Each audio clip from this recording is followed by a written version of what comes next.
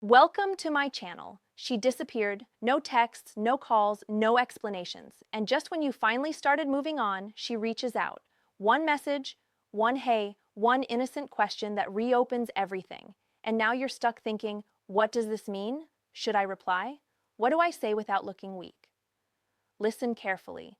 The way you respond in this moment determines whether you regain your power or lose her respect forever.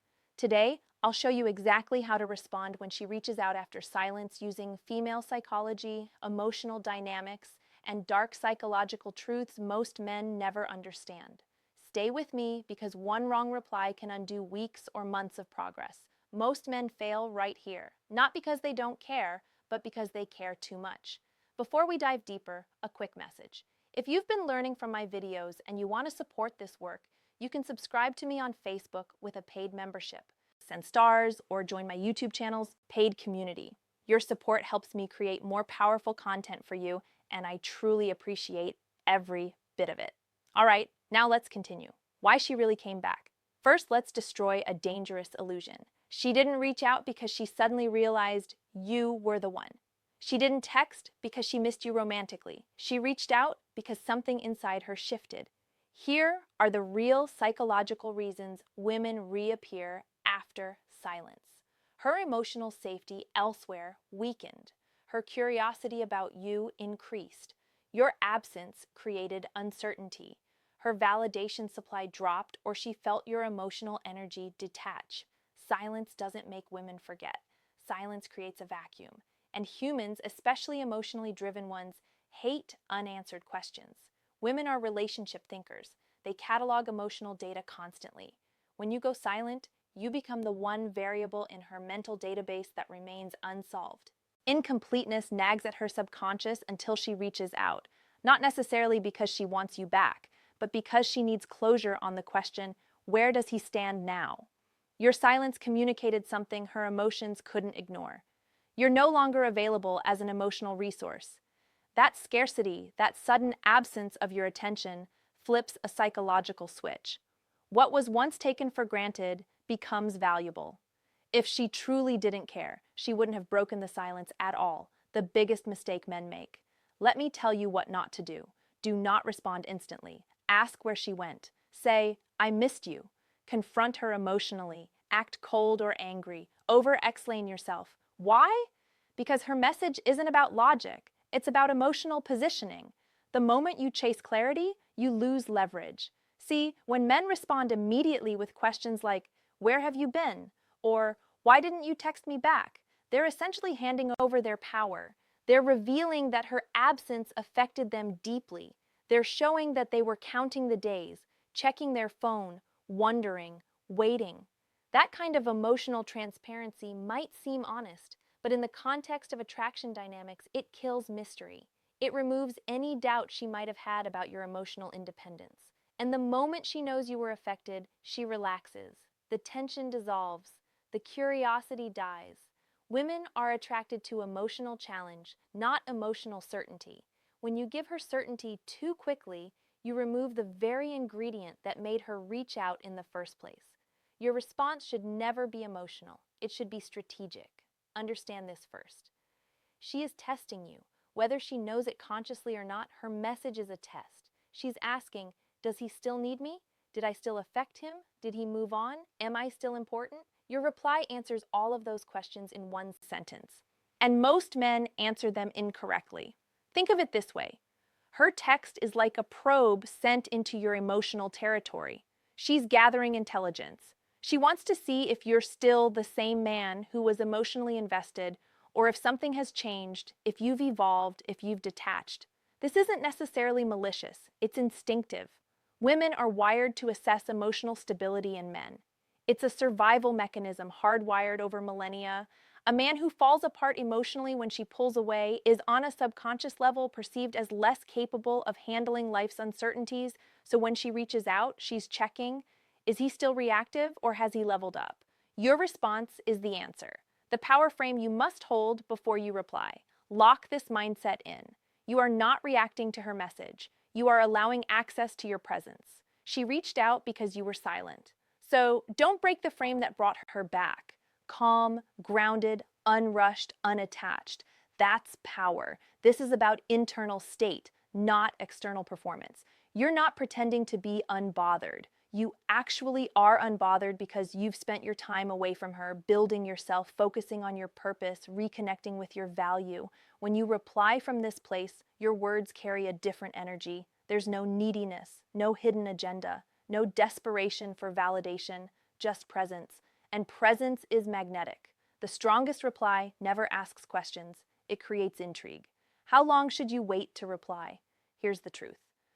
Waiting isn't about manipulation. It's about emotional regulation. Reply when you're calm, you're centered. You're not hoping for an outcome. For most situations, a few hours is perfect. Not instant, not dramatic, just natural distance. The waiting period isn't a punishment. It's not a game. It's a buffer that ensures you respond from your prefrontal cortex, the rational, strategic part of your brain, rather than your like. When you see her name pop up on your screen, there's a physiological reaction. Your heart rate increases, adrenaline spikes, old feelings resurface. If you reply in that state, you're replying from emotion, not logic. Give yourself time. Let the initial wave pass. Go for a walk, hit the gym, talk to a friend. Then, when you're back in your body and your mind is clear, craft your response. That's when you're truly powerful. What to say and why it works. Now, listen closely. Your reply should be short, neutral, warm, but detached, open-ended, without chasing. Examples: hey, hope you've been well. Or, hey there, what's up? Or, hey, nice hearing from you. That's it. No emojis, no emotional charge, no questions that beg. Notice what these replies don't do. They don't apologize. They don't explain. They don't justify. And they don't seek reassurance. They're clean, simple, dignified. They acknowledge her without rewarding her. They're friendly without being overeager. They leave space without creating awkwardness. This kind of response keeps the ball in her court. She reached out, so now she has to continue investing if she wants the conversation to progress. You're not doing the heavy lifting. You're not trying to revive something. You're simply responding with the same energy you'd give an old acquaintance. And that levels. That's what keeps her intrigued.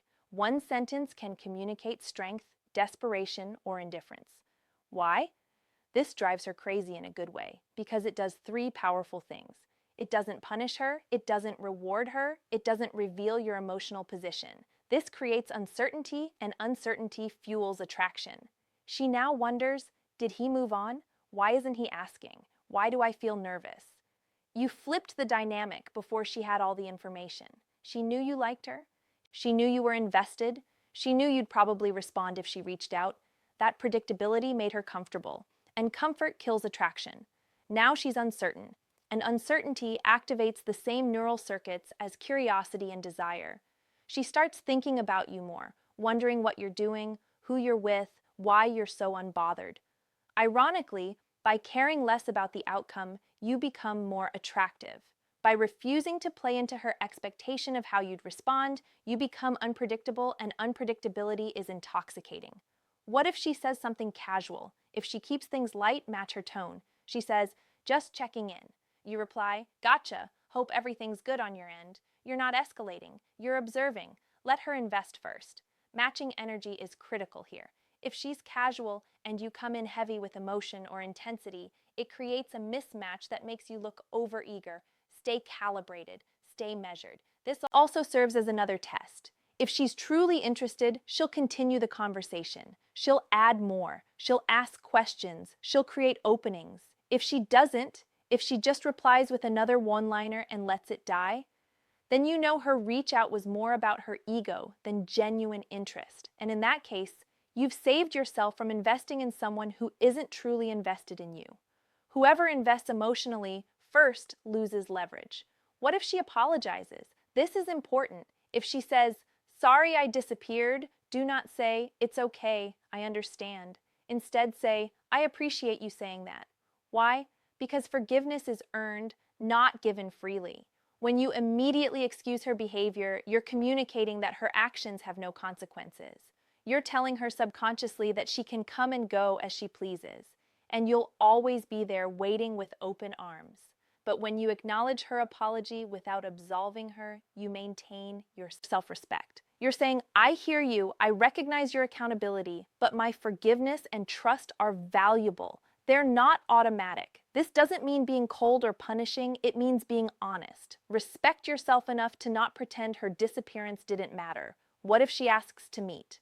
Now we're talking. If she suggests meeting, that means curiosity turned into intention. Respond calmly. Yeah, we can do that. Let me know when works. No excitement, no validation, no over-availability. You're allowing, not chasing. Notice the phrasing "we can do that" rather than "I'd love to" or "absolutely." You're agreeing to the possibility, not celebrating it. And by asking her to suggest a time, you're making her continue investing in the interaction. If she's serious, she'll propose a time. If she's just testing your availability, she'll go vague. And vague responses tell you everything you need to know. Calm confidence is the most seductive energy there is. What if she goes silent again? This is where men destroy themselves. If she disappears again, you do nothing. No follow-ups, no hey texts, no emotional collapse, because silence already worked once and it will work again. Understand this. If she goes silent after reinitiating contact, it means one of two things. Either she got the validation she was seeking and moved on, or she's waiting to see if you're chase. Either way, your move is the same. Nothing. You don't double text, you don't check in, you don't break. You return to your life, your purpose, your mission. You let her absence be her choice, and you let your silence be your strength. The real goal is not her attention. Here's the truth. Most dating advice won't tell you. The goal isn't to get her back. The goal is to never lose yourself again. When you respond from power, you attract respect. You command interest. You remain centered. Whether she stays or leaves, you win. Entire framework isn't manipulation. It's self-preservation.